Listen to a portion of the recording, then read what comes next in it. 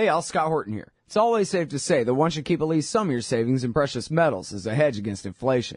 And if this economy ever does heat back up and the banks start expanding credit, rising prices could make metals a very profitable bet. Since 1977, Robertson Roberts Brokerage Inc. has been helping people buy and sell gold, silver, platinum, and palladium, and they do it well. They're fast, reliable, and trusted for more than 35 years. And they take Bitcoin. Call Robertson Roberts at 1-800-874-9760 or stop by rrbi.co.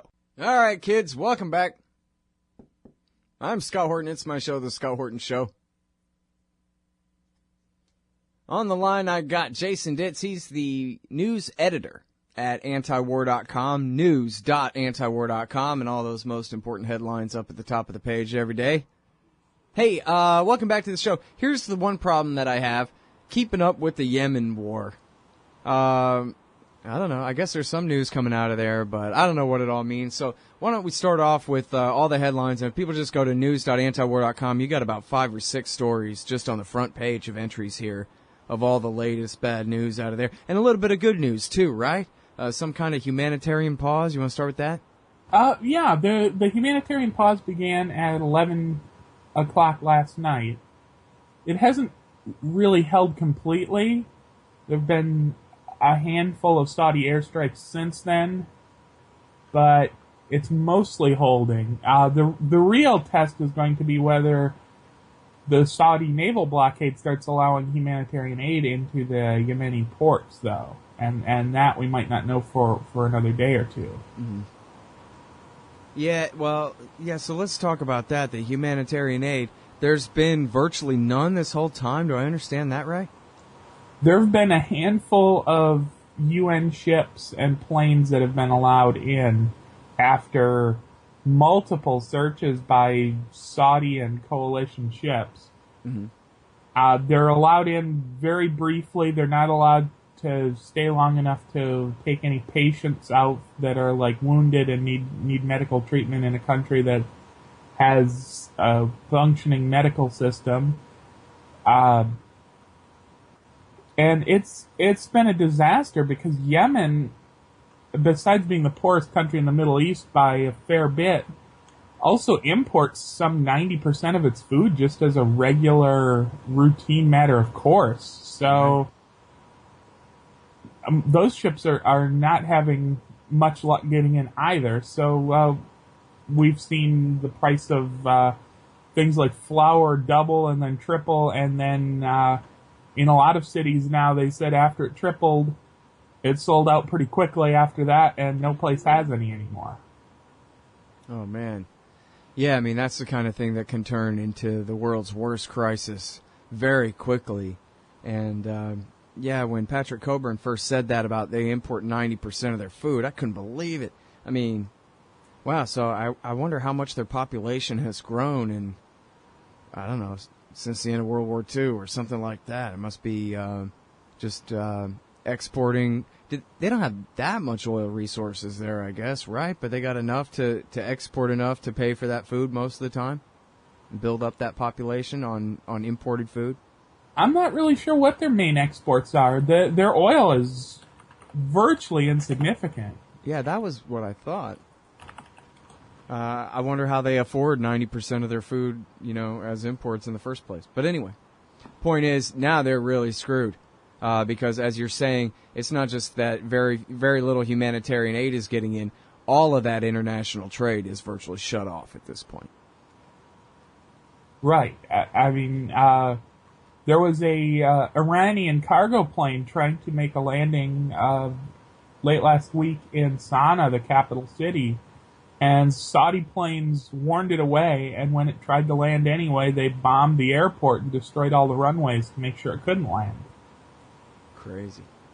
Now, how many people have been killed, obviously ballpark estimate in the actual airstrikes? Do you have deaths and other casualty numbers? At this point, it's well over 1,000, and I would say the majority are civilians. And do you have any estimate of wounded? No, I really don't. It's more, thousands, certainly. Thousands. Yeah. There were 300 wounded in a single strike on Monday. So, And now, I'm sorry, I meant to ask this on the humanitarian thing. Is the Red Crescent there at all? Or they're just basically stuck out waiting for permission to enter or something? Yeah, they're having the same problems as everybody else. The Red Cross and the Red Crescent have managed to get a few aid ships in there. One cargo plane in before the airport was destroyed, but they seem to be having every bit as much problem as the regular private companies that usually ship the food in. Yeah. All right, so now, I guess here's where we get to more of what I don't understand. It seems to me like first of all, what is the declared end of this? What have the Saudis said is supposed to be a victory? Regime change against the Houthis, they have to leave Sana'a and Hadi comes back to power and they'll settle for nothing less than that? Is that their stated objective? Right. Okay.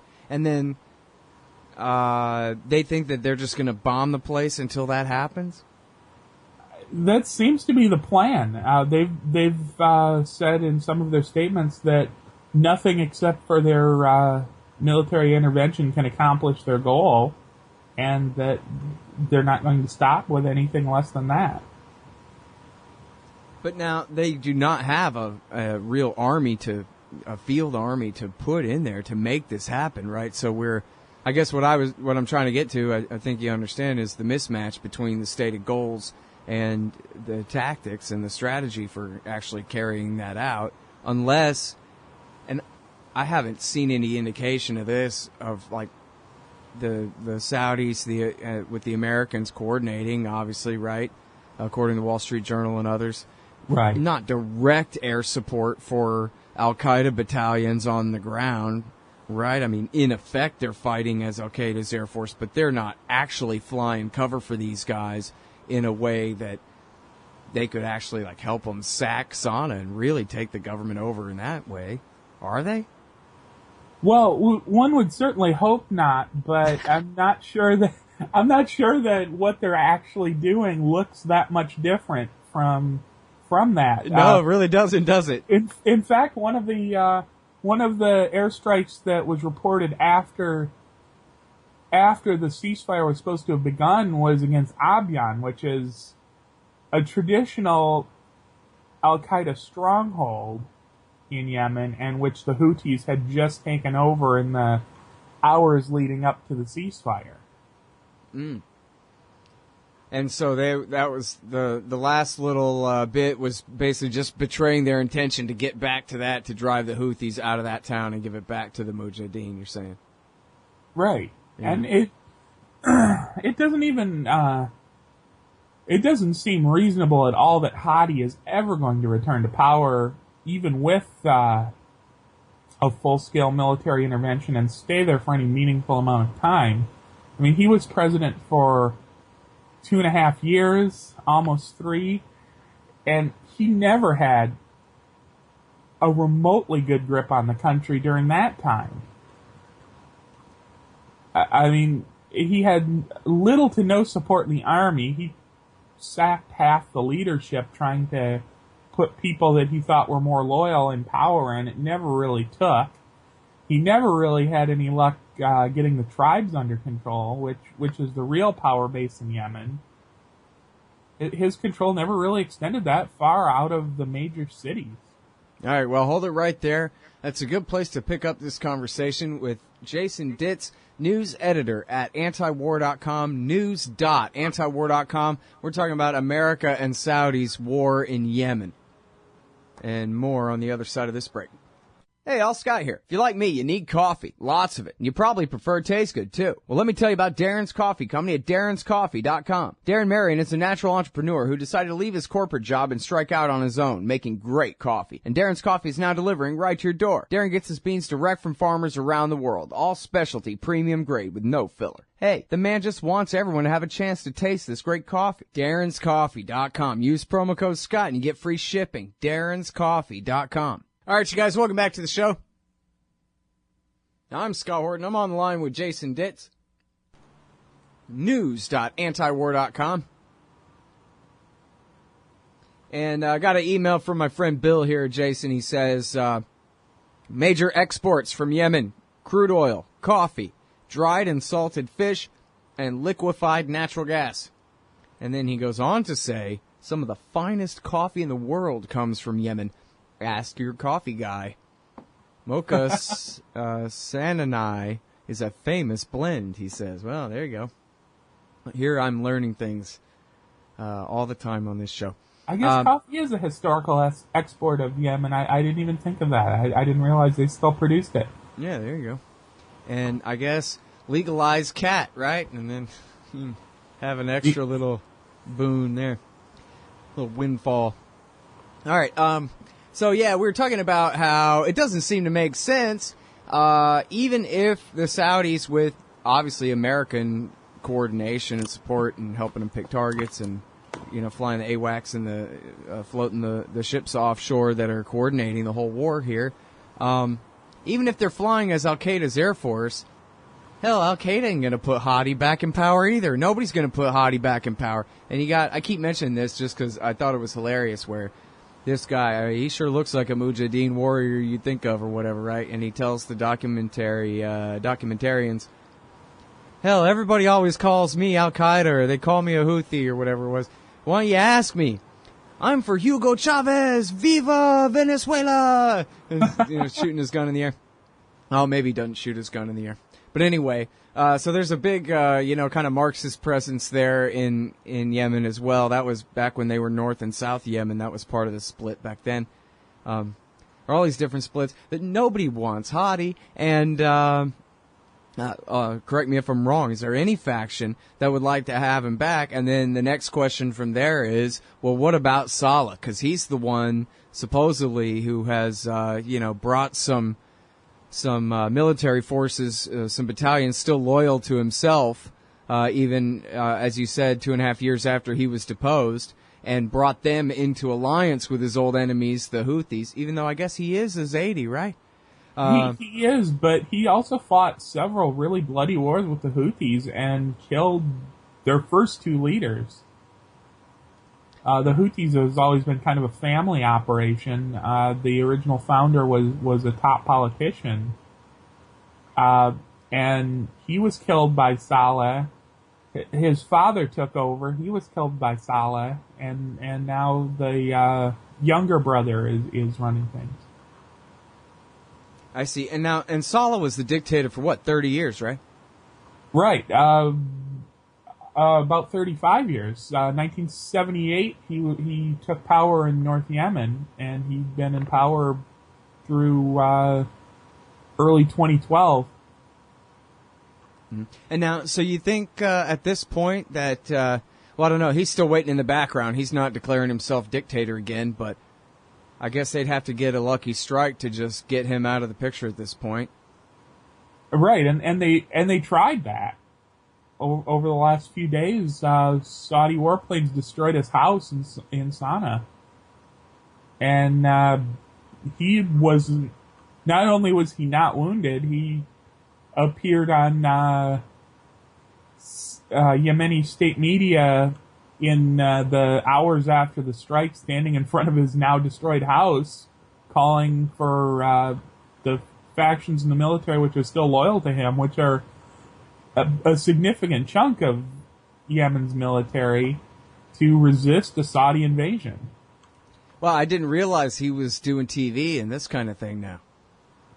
Well, he hadn't been until they destroyed his house, and I think that sort of changed things. Yeah, I guess, yeah, he wasn't hiding out that undercover, I guess, if everybody knew where his house was there in Sana'a. Anyway.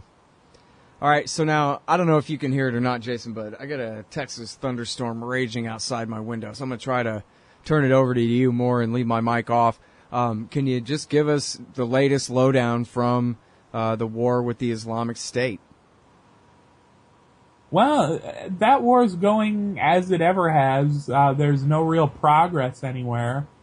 Everybody's claiming progress that doesn't exist. The U.S. and Jordan have just started training what's supposed to be a new rebel faction because they weren't happy with any of the existing Syrian rebel factions, and they decided to create their own. They're training the first few hundred, which are expected to be ready in about 6 months. The goal is to eventually train about 5,000, which even U.S. military officials say probably won't accomplish much. But Congress authorized it, and they don't have any other ideas for how to win Syria, so they seem like they're just going to go with it. Yeah, amazing. Now, this was a headline that you had yesterday. We were talking about it on the show. I don't think I have it here anymore. But where you quote, I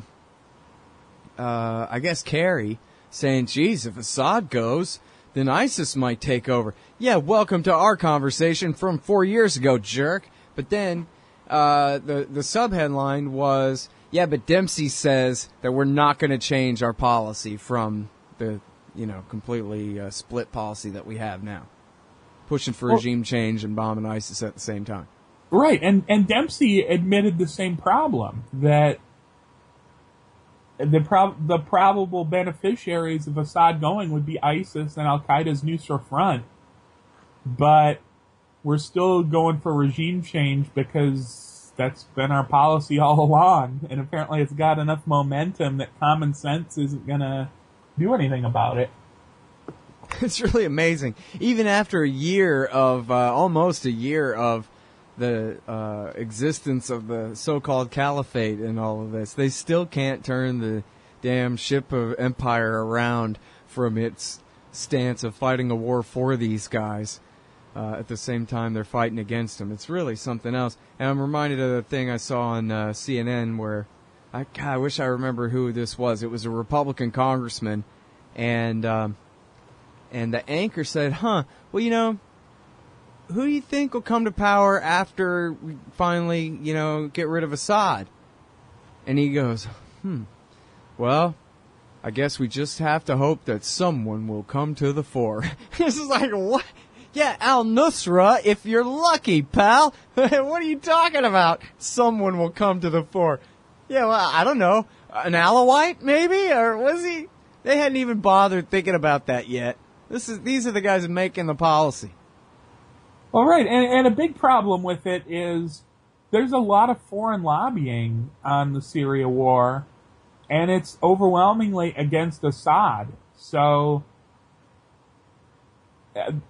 for the sake of Obama wanting to keep this coalition of the willing together for the air campaign, he doesn't want to back off of the call for regime change, even if it's the worst idea out of all the ideas for how to carry the war on, because the Saudis and the entire GCC are all against Assad, Jordan's against Assad, Turkey's against Assad, Israel, who isn't involved in the war, at least not directly, is not only against Assad, but has actually been taking in some of the wounded Al-Qaeda fighters in the Golan Heights, healing them up and sending them back in. Yeah, amazingly enough, they're not really trying to hide it either. I mean, it's in all right. the papers. There've actually been news pieces in the Israeli press bragging about how nice it is of Israel to be helping these rebels all the time, with the unspoken fact that the rebels that control that part of the Golan Heights are overwhelmingly Al-Qaeda fighters. But right. Somehow Israel has put itself in a false sense of security here that Al-Qaeda's real enemy is the Shiites, and that they're not going to be an enemy of Israel as soon as this war is over. Yeah, well, as usual, they're really thinking things through very carefully over there. Yeah, I love the headline, Hezbollah strikes. And, yeah, they strike Al-Qaeda targets in Syria. Oh, those dastardly Hezbollah guys taking on our enemies for us. Oh, how we're supposed to hate them for some reason. Right, and I think there's a lot of recognition, particularly in the security and intelligence communities in Israel, of what a bad strategy this is. Similarly, what a bad strategy the antagonizing Hamas is, because there are ISIS factions trying to grow in the Gaza Strip that Hamas has been keeping in check. But somehow the politicians have just for so long been anti-Assad, have been anti-Hamas, that they don't really think too hard about what the alternative is going to be. Yeah. You know, I asked Eric Margulies about this, where I said, you know, Assad seems like he might as well be an Israeli agent, for Christ's sake. He hadn't done a thing to them. And, you know, when Al-Qaeda killed the former Lebanese Prime Minister Hariri, and they blamed it on Assad and demanded that he get his soldiers out of southern Lebanon in '05, he did. And then he had made a peep about the Golan Heights. He ain't fired a single rocket over the wall. He ain't done a damn thing.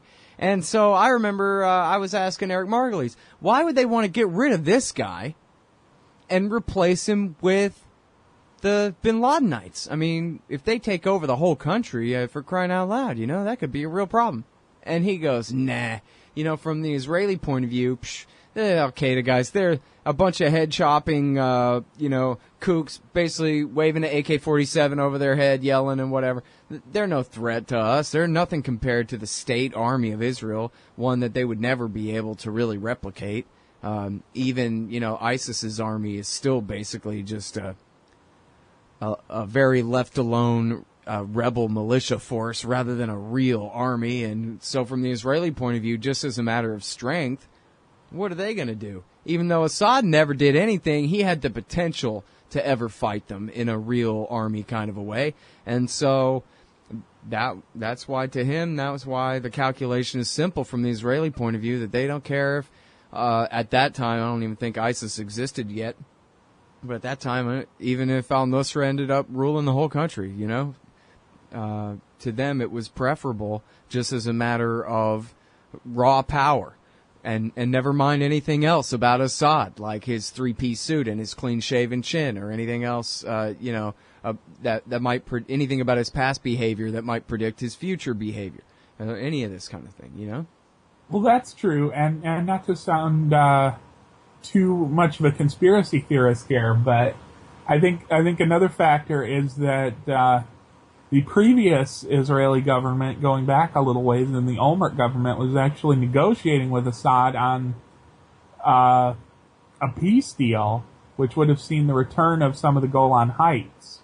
Now, a lot of officials have denied the terms of the deal that were supposedly in place, but there certainly were talks going on, and there certainly was an idea of, we're going to give back some of the occupied Golan Heights to Syria in return for sort of a Jordan-style peace deal. And I think the farther right governments that have been in since then are so opposed to that idea, both because they don't really want a peace deal with a Shiite government, and because they have a lot of personal interest in seeing the oil drilling projects in the Golan go forward, that they simply they would simply prefer that Assad be out of the way so that plan is never revitalized. Because Israel is certainly never going to have any sort of land for peace exchange with Al-Qaeda or ISIS. Right. Yeah, it's great to have a bunch of terrorists, because you can't negotiate with terrorists, and so it makes a good little PR stunt there. Hey, by the way, as long as I'm keeping you over time, could you tell me real quickly, is it right that a big part of the reason that the Turks and the Saudis are so pissed off at Assad is because he wouldn't let them build a pipeline across Syria? That I don't know. I read one good thing about it, but then I never did follow up learning more, so... I'm not familiar with that. It's entirely possible. Although there is a pipeline into Turkey through Iraq, so it seems like they could have just extended that into Saudi Arabia. I don't know. I'm going to write that down so I look again.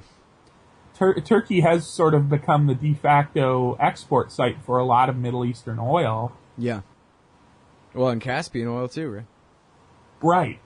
Right, and soon to be natural gas too, because with the European Union blocking a lot of the pipeline plans for natural gas that go around the Ukraine, they've sort of gone with this very southerly route through Turkey and supposedly into Greece, because the Greek government is saying that they don't care that the EU objects to it. It's going to bring them in some money, and they're broke. All right, well, listen, man, I got to go. I got to get Ray on the line here, but I'm Okay, sorry, yeah, because I could keep that's a whole interviewing you all other day about this conversation stuff, there. man. I had all kind of questions about the Baiji refinery and Tikrit and all this stuff, but we'll just have to catch up another time soon. Okay. Thanks very much. Great to talk to you, Jason. Sure, thanks for having me. Okay, that is the great Jason Ditz, news.antiwar.com. News.antiwar.com for all of his great articles. I don't know, half a dozen or a dozen a day. News.antiwar.com. We'll be right back with Ray in just a second. Hey, y'all, Sky here. First, I want to take a second to thank all the show's listeners, sponsors, and supporters for helping make the show what it is. I literally couldn't do it without you. And now I want to tell you about the newest way to help support the show. Whenever you shop at Amazon.com, stop by ScottHorton.org first, and just click the Amazon logo on the right side of the page. That way the show will get a kickback from Amazon's end of the sale. It won't cost you an extra cent. And it's not just books. Amazon.com sells just about everything in the world, except cars, I think. So whatever you need, they've got it. Just click the Amazon logo on the right side of the page at ScottHorton.org, or go to ScottHorton.org/Amazon. Hey, y'all, Scott Horton here for Liberty.me, the social network and community-based publishing platform for the liberty-minded. Liberty.me combines the best of social media technology all in one place and features classes, discussions, guides, events, publishing, podcasts, and so much more. And Jeffrey Tucker and I are starting a new monthly show at Liberty.me, Eye on the Empire. It's just $4 a month if you use promo code SCOTT when you sign up. And hey, once you do, add me as a friend on there at scotthorton.liberty.me. Be free. Liberty.me. Hey, y'all, run out and get a copy of Embedded Alive, First-Person Journalism in the United States of America, 2013 through 14 by Chris Braswell. The book takes a gonzo look at daily life in America, columns, informational letters, and other marketplace vigilance, a look at drug abuse culture and its marketing, and a series of contemplative and metaphysical essays. Get Embedded Alive, First-Person Journalism in the United States of America, 2013 through 14, in paperback, hardcover, and digital formats at fusepowder.com.